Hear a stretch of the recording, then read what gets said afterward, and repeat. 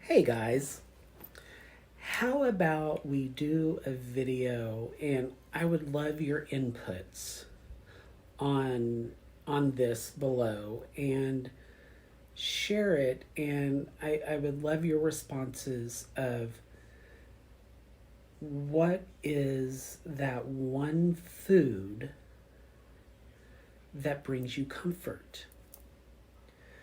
This whole last year, in so many months, and it's honestly, it's been, I mean, who knows what day it is. I mean, yeah, I have a calendar, but you know what I mean. It has been one of those things. If we look at some of the things that draw us together as a family, as a community of faith, even a community of friends. Some of the things that bring us together is around the table, and it comes together as food. Be it something as simple as, having some cocktails and, a charcuterie plate, or some little finger foods, or something more elaborate. But for me, the one food that always brings me home and brings me joy is something that has been in our family for generations, and that was brought over by my great great grandparents when they came over from Prussia. And for those that don't know what that is, those were German settlements in Russia. And a lot of those settlers and stuff had to flee during civil unrest. And that was during periods of a lot of change and all of that. Especially during a lot of all what was going on in that really change of power between the czars and through all of that, and then into the Russian Revolution, the Bolshevik Revolution, and all of that. But that's going way into the weeds. I love history. I've got degrees in history. I love politics and stuff, but we're going to focus on the food. So for me, food has always been something I have done personally, be it baking, be it, baking cakes, cupcakes, decorating them, and doing stuff like that has always brought me joy because I can share that with others. And that was something my grandma always taught me from such a young age. See, my grandparents were ranchers in Northwest Oklahoma. We had massive ranching operations with cattle and sheep, and I remember all of that. And it, some of my best memories were spent on the ranch with my grandma. In the summers, in the garden, canning and all of that. And then, cooking. I learned to cook by my grandma. And, even stuff from my great grandma.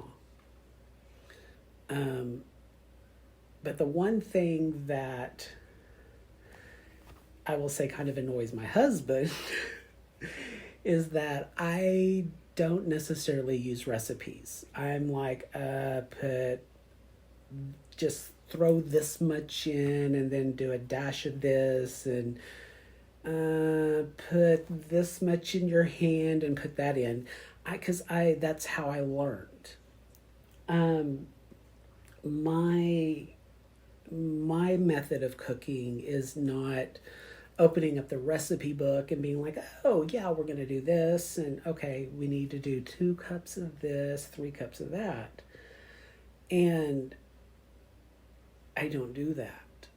And so it's like when I'm making one of my favorite recipes, which is a German recipe, and it's called Bierocks. If you haven't had it, leave a comment and I will give you a simplified form of how to make it, because it is wonderful. It is my comfort food. It's my go-to comfort food. And I'm working on making a translation of it for gluten-free. And you can even now with the Beyond Meat and stuff do a more vegan version of it.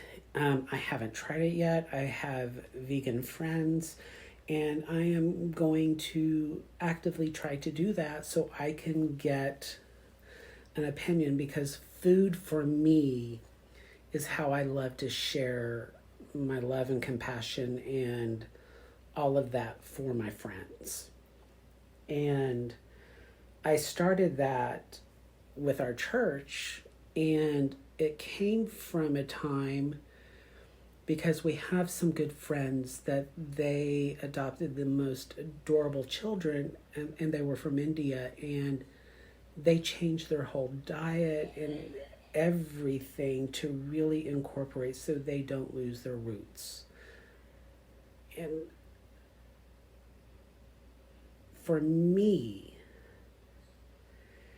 learning that more people are doing that, and Rick and I are doing that now in with Anna, because she has high gluten intolerances and wheat intolerances and stuff, as we just found out. So I want to ensure that I'm doing things that are valuable for her. So for me, food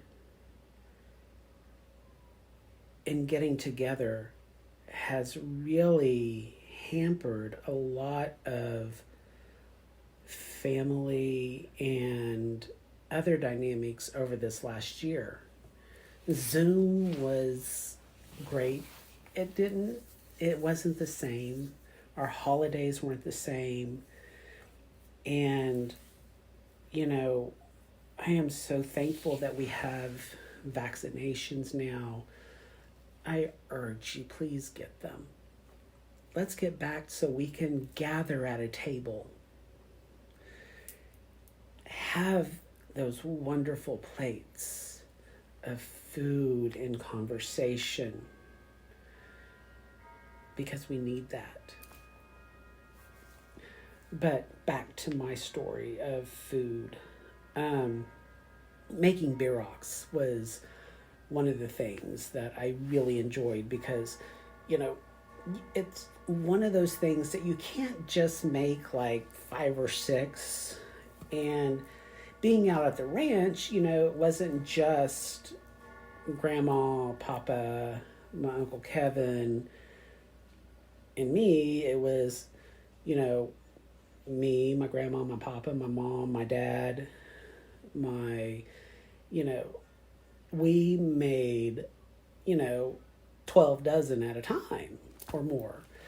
And it was one of those things that we just did in the town of Fargo, and everybody did, because it was a cultural and community thing, because it drew us together. And, I even remember stories after my grandma died in a really severe car accident. I still remember people coming up and going, Mike, I hope you are able to still carry on making that, because nobody was able to ever do it quite like Della could. And, that's the one thing I'm glad. The one thing that I couldn't ever mimic of my grandma's is her egg noodles. God bless me. I just could never get her ratios right on making egg noodles. Bierock's, it's ingrained in my mind. I can just do it blindly, but her egg noodles, I can't. So I gave up on trying to make those, and I go out and I buy a brand that starts with an R that is, almost to the T.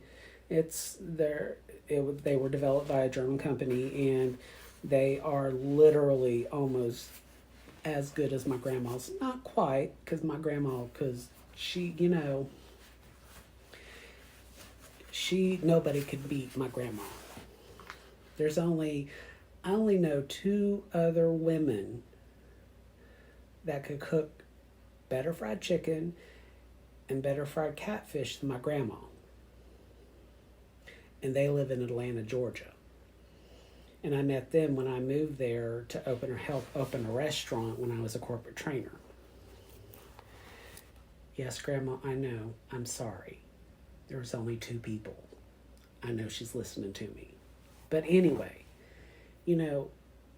so the crux of all this as I'm rambling on is, what are the foods and what are the things that you remember that bring you joy, or remember that brought you to the table, that you remember that are those happy moments growing up, or are really something that draw you to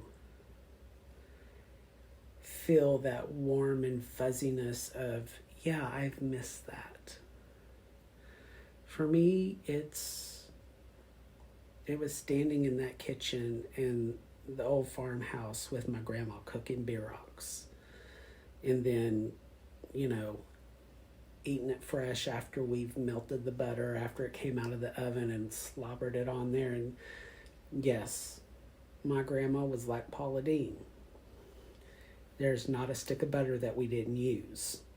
And when it came to the holidays, you better best believe it, and we would make some our own butter, and we would churn that stuff, because there's nothing like fresh butter when you're putting it on that fresh old turkey that was caught out there and that was plucked the night before, and you just slather it. Okay, I'm getting on there and my husband thinks I'm crazy because I love me some butter. That's why I used to weigh 425 pounds. Anyway, I digress. So let me know, what are some foods and stuff that you love that, you've missed, or you just are like, man, I really want that again, or that really drew us together as a family or a community or our friends. I want to know what that is. So, all right. We'll talk soon. Bye.